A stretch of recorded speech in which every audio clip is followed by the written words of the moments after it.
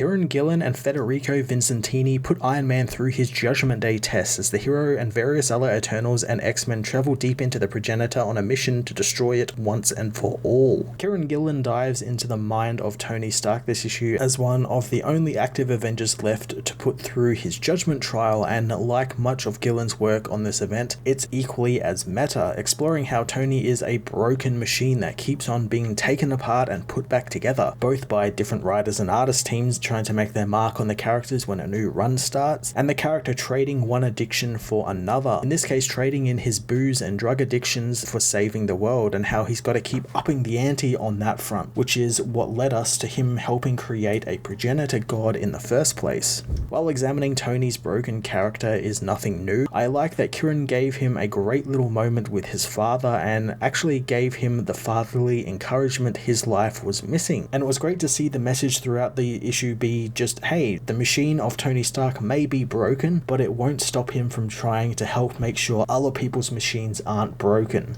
Federico Vincentini's artwork for Tony's Judgment was fittingly terrifying, filled with really cool, nightmarish visuals and references back to some of Tony's biggest mistakes throughout his life, like the first Civil War, and even some recent ones like Chris Cantwell's Iron Man series where he became a literal god and ended up killing James Rhodes. The level of detail Federico can capture on the page is pretty amazing, and the way he translates the script's violence into shocking, simple, and fast and hard-hitting moments is second to none.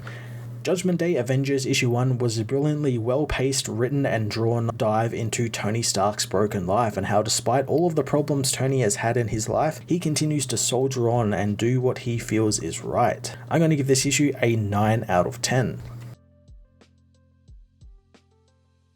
Judgment Day Avengers issue 1 finds Iron Man leading a group of Eternals and X-Men through the Progenitor, feeling that as the only Avenger, he's a little outnumbered. Cersei and Wolverine remind him that they were Avengers and Mr. Sinister is open to joining them if he's allowed to go through Thor's closet for new capes. Tony gets angry he is making light of Thor being killed along with Carol and countless others, and Steve is counting on him to win there. Steve reminds Tony that they are all made the Celestial and it is based on Tony's own systems, so it's all their fault the Avengers are dead. He demands Tony stop trying to offload his anger onto him so they can get to saving the world, something Tony knows he's right about and finds that annoying. The heroes begin heading deeper towards the Destruct node inside the Celestial, but Ajax warns them that this will be a pilgrimage, but a bloody one at that, thanks to the Celestial being able to warp reality around them. Logan asks the Eternals to get him to the right place and he'll solve all their problems with his claws. Iron Man thinks he'll get to do just that, as they are attacked by monstrous Celestial antibodies. Sinister unleashes some pheromones that he used before when he plundered the Dreaming Celestial, and they should hide them from the antibodies, but the monsters attack Sinister, prompting him to tell Logan just to stab them all. Iron Man asks if Sinister is meant to be a genius, and Jean knows that he is,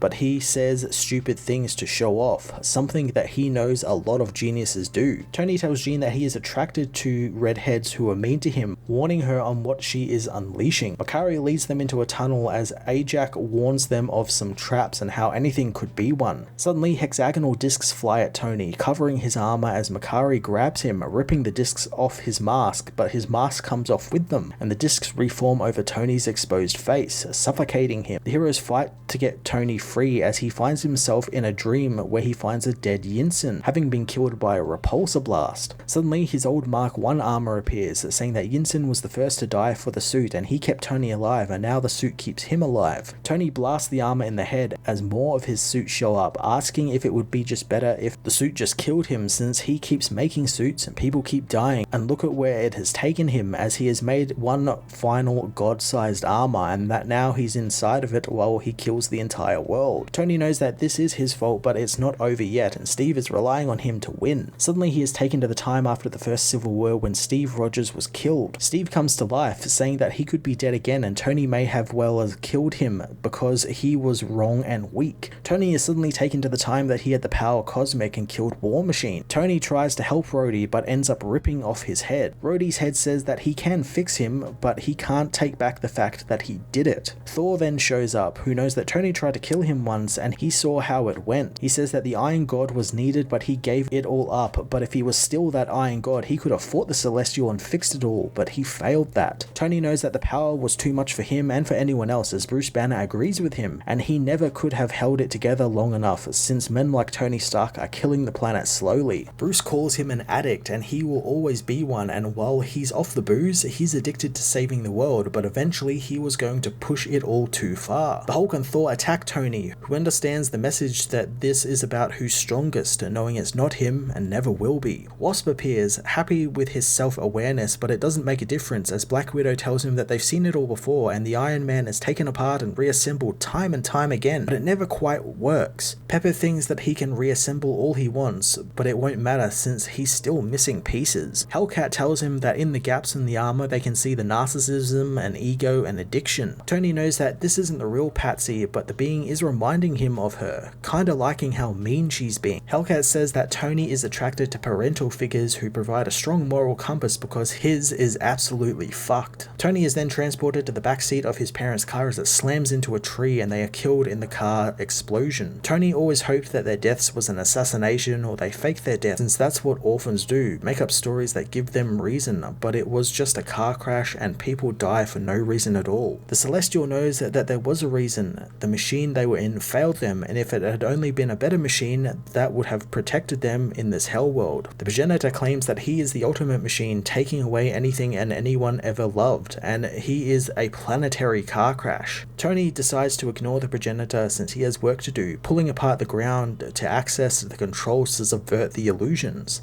The Progenitor tries to convince Tony that this isn't mechanical or electronic, but psychic, and he is actually controlling reality, so Tony should just give up. Tony knows that it might be real, and if he works hard enough though, nobody else will have to die in another car crash. Howard Stark appears before his son, telling him that people die all the time, and he was a terrible father who did a number on the boy, and he and Maria had so much they wanted to show and tell him, but Tony keeps going on when most people would just stop. Howard says that he is too hard on himself as he passes Judgement, knowing they couldn't be more prouder of Tony Stark. Tony is suddenly brought back to reality as Makkari frees him from the force field around his head. Cersei asks if he's okay, but Tony knows there was a lot, surprising Cersei as he begins crying, making her wonder if he was being tortured. Tony knows he was, but it was great, and his father was there and said everything he had hoped for. Sinister sarcastically thinks that Tony making up with his father while the world ends means that's a big relief off of his shoulders. Tony knows that Sinister doesn't get it since it was testing him, and if it was testing him, it means it's going to test them all, and if that's the case, they are going to pass and save everyone.